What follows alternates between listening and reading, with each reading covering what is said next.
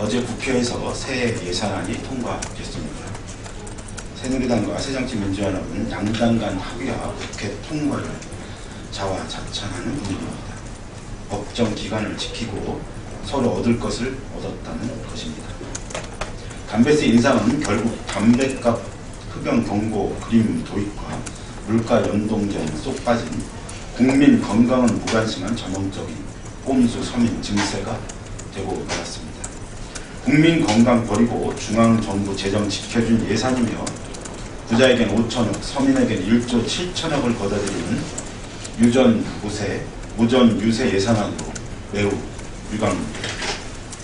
이번 여야 합의 예산안은 시안에 쫓긴 깜깜이 밀실 졸속 예산이라는 것은 말할 것도 없습니다. 이번 예산안은 국회 예산 자동 부의 제도에만 집착한 유례 없는 거대 양당의 밀실 예산입니다. 예산 보수 법안 지정으로 관련 법안 심의도 거의 생략된 것으로 국회의원의 입법 심의권이 철저히 배제된 예산입니다. 어제 정의당은 이런 이유로 예산안에 분명한 반대 표결을 했음에도 예산안이 통과된 것에 국민들께 죄송하다는 말씀드립니다. 그러나 어제 본회의에서 양당이 졸속으로 합의한 상속세 및 증여세법을 부결시키는 성과가 있었습니다. 우리 당 박원석 의원이 조목조목 문제점을 비판하는 반대 토론에 임하였고 부결이 되었습니다. 또 다른 부자 감세를 막아낸 것으로 천만다행한 일입니다. 정의당은 비록 예산안이 통과되었지만 이후 법안 심사 과정에서 최선을 다해 서민들의 건강과 호주머니를 지키고 조세 정의를 세우는 데 최선을 다해 나갈 것입니다. 어제 또 한호주 캐나다 FTA 비준 동의안이 통과됐는데요. 관련해서 말씀드리겠습니다. 정의당은 예산뿐 아니라 한호주 캐나다 FTA 비준 동의안에 대해서도 반대 표결을 했으나 비준 동의안이 통과됐습니다. 정부는 성과주의에 휩싸여 과속 체결하더니 국회는 과속 비준한 꼴입니다. 깜깜이 FTA를 꼼꼼히 심사해야 할 국회의 의무를 방기한 것으로 FTA 비준 동의안 통과에 강한 유감을 표합니다. FTA는 경제에 미치는 영향이 지대합니다. 그렇게 해당 이해 당사자들의 목숨이 걸려있을 정도의 심각한 문제가 많이 제기될 수밖에 없습니다. 또한 악마는 디테일에 숨어있다는 말처럼 꼼꼼한 검토가 요구되는 것입니다. 그렇게 국회 비준 동의 심사, 이해 당사자들 공청회, 의견 수렴 등은 아주 최소한의 절차입니다. 그런데 국회와 국민은 그런데 국회와 국민은 정부 협정문이 공개되기 전까지 협상과 협정의 내용을 전혀 알 수 없는 깜깜이 되었습니다. 이번 국회도 마찬가지로 해당 상임위에 단 두 쪽짜리 자료를 던져놓으며 보고가 아닌 통보를 했습니다. 국회와 국민의 FTA 추진에 있어서 협의와 논의의 주체가 아니라 단지 통보의 대상으로 전락하고 만 것입니다.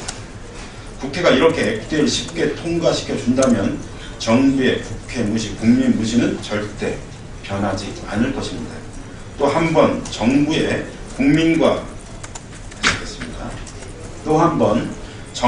국민과 국회 무시의 버릇을 고치지는 못할 망정 부추기기까지 한 양당의 합의에 강한 유감을 표하는 이유입니다. 오늘 본회의에 올라온 어제 본회의에서 통과된 호주 및 캐나다와 자유무역협정 비준 동의안뿐만 아니라 이미 타결 선언된 중국, 뉴질랜드 그리고 조만간 타결될 것으로 예상되는 베트남 등 총 3개의 FTA가 국회 비준 동의를 기다리고 있습니다. 정의당은 FTA 비준 동의에 따른 이해 당사자의 권리를 지키는 데 최선을 다할 것이며 더 이상 정부의 국회, 국민 무시가 반복되지 않도록 이후 FTA 심사에 대해 꼼꼼히 따져 물을 것입니다. 500일 오룡호 침몰 사고에서 국민안전처 역할이 지금 실종된 상태인데요. 관련해서 말씀드리겠습니다. 박근혜 대통령에게 국민안전처를 왜 만들었는지 묻지 않을 수가 없습니다. 지난 1일 500일 오룡호가 서베링해에서 조업 중 침몰 사고를 당했습니다. 1명의 사망자가 발생했고 52명이 아직도 실종 상태입니다. 어제 알려진 상황과 조금도 달라진 것이 없습니다. 이번 침몰 사고를 총괄해야 할 국민안전처는 주무부서가 어디냐는 질문에 해양수산부에 문의하라고 했다고 합니다. 정부 합동대책회의는 외교부 주재로 열렸다고 합니다.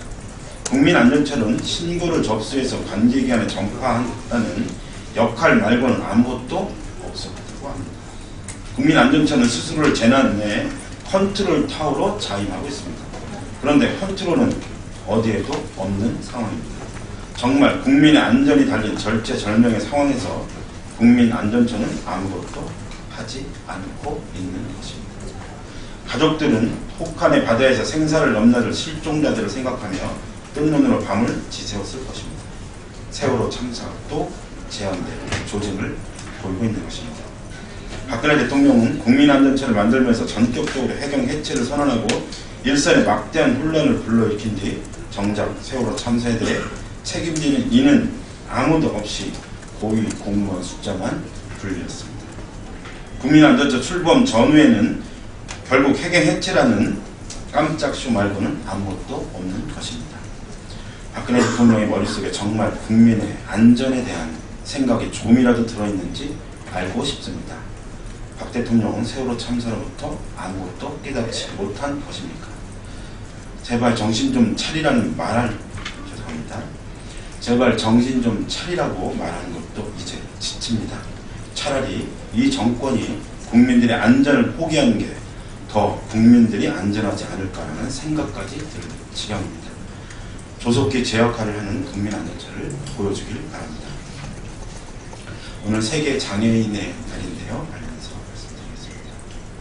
오늘 유엔이 정한 세계 장애인의 날입니다.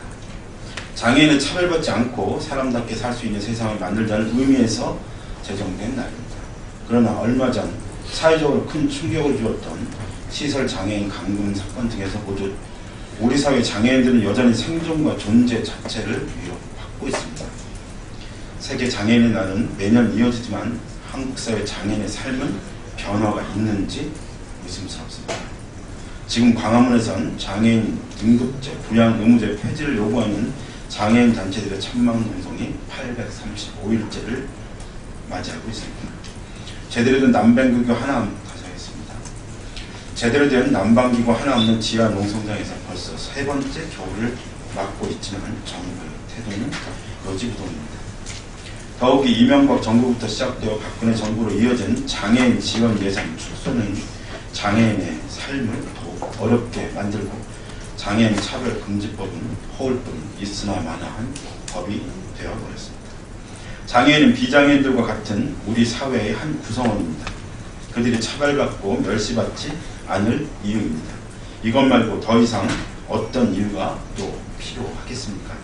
이 땅의 가장 약자인 장애인이 외치는 생존권과 인간다운 삶은 우리 사회가 가장 시급히 해결해야 할 중요한 과제입니다. 정부는 물론 국회와 정치권이 하루빨리 나서야 합니다. 정의당은 장애인의 완전한 참여와 평등을 위해 모든 노력을 경주할 것을 다시 한번 다짐합니다. 이상입니다.